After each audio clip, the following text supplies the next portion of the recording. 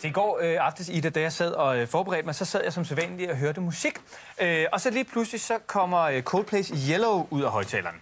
Og så kom jeg til sådan at tænke på sådan en god klassisk disciplin, som er blevet nævnt og demonstreret rigtig mange gange før, men som bare stadigvæk er sjov, nemlig undersættelser. Ved I, hvad det er?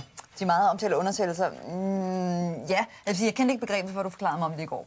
Jeg kender fænomenet, men jeg kendte ikke ordet undersættelser. Altså det er et fremmedsprog, som ligesom lyder som noget, der kunne være dansk, og så oversætter man det ligesom fra fremmedsprog til dansk, ikke? Nå, jeg vil gerne lave en lille konkurrence. Peter, han er allerede blevet træt. I to dyster mod hinanden, ikke? Jeg har samlet 3 stykker af de allerbedste fra årene, der er gået. Og vi starter lige med en klassiker, som faktisk er blevet spottet af vores gode kollega Anders Breinholt. Og det er nemlig Coldplay med Yellow. Peter, Ida, hvad bliver der sunget her?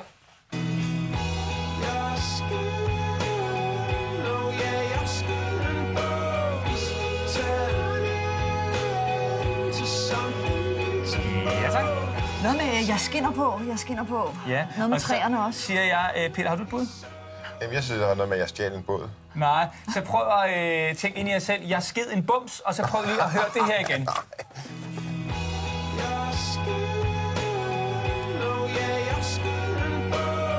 Ja, okay. Så det undrer mig ikke over, at det er Anders Breinholt, der har fundet den der. Nu begynder tingene at give mening lige så langsomt. Tak, det er lige før, man tror, han faktisk har skrevet den tekst. Nå ja. Jeg sætter mig lige her og skriver en sang. Kan jeg få snedet den linje ind på en eller anden måde i et Coldplay-nummer? Nå, så skal vi til, jeg tror, det er Tyrkiet. I hvert fald er bedømt efter flaget i baggrunden. Prøv lige at høre, hvad der bliver sagt i denne tale. Millet için bir şey burada muvaffak olun. Yaptığınız şeyde muvaffak olun. Ve Amerikalı olun. Amerika'ya geldiyse eğer... Er der nogen bud? Og den er svær. Den er rigtig svær. Ja, jeg synes, der bliver sagt, at jeg hader sat med Marco Polo. Meget godt bud. Ida? Jeg har faktisk ikke noget bud, så vil jeg skulle høre den igen. Men så prøv at se her, så er den i tekstet udgave her. Türk milleti için bir şey burada muvaffak olun. Yaptığınız şeyde muvaffak olun. Ve Amerikalı olun. Amerika'ya geldiyse eğer Amerikalı olun.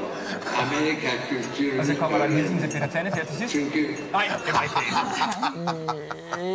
Ja, tak, mor. Nå, skal vi slutte med den sidste? Jeg synes, det er den bedste af dem alle sammen. Oversat af en dansker, der hedder Max, som også kalder sig Ottoman. Prøv at gætte, hvad der bliver sunget her. Ağlıyorsun yine, içiyorsun yine. Ne oldu, ne oldu, ne oldu söyle. Ja, og så skruer vi ned fra folkloren, og så vil jeg gerne have et bud. Åh, flot. Noget med at sove i nat.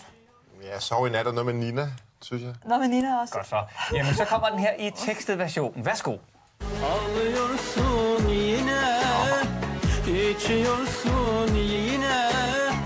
Ne oldu, ne oldu, ne oldu söyle. Og nu kommer opkædet. Ağlıyorsun yine, içiyorsun yine. Ne oldu, ne oldu, ne oldu söyle. Og så kommer opkædet.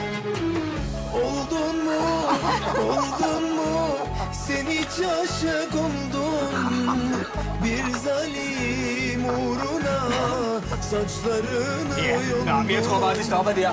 Og så vil jeg sige, at det blev et rundt 0 til at være. Et stort Men det var også en rungende rimelig let quiz, vil jeg sige. Det var, ja. den lå lige til, ja. lige Jeg til. timer den jo altid efter jeres intellekt. Præcis. Nå, men det er en klassiker, men det er altid sjovt og således opmuntret. 0-0. 0-0. Godmorgen. Godmorgen.